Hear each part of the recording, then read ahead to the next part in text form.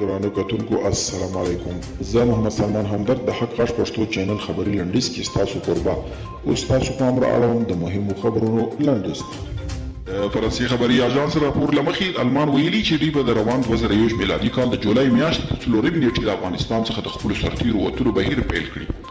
د سولې په چارو کې د دولت وزیر سعادت منصور نادري ویلي چې د افغان حکومت له لوري په استانبول غونډه کې د ګډون لپاره پوره چمتووالی لري، خو طالب لوري بیا په یاده غونډه کې له ګډون سره علاقه نه ښیي.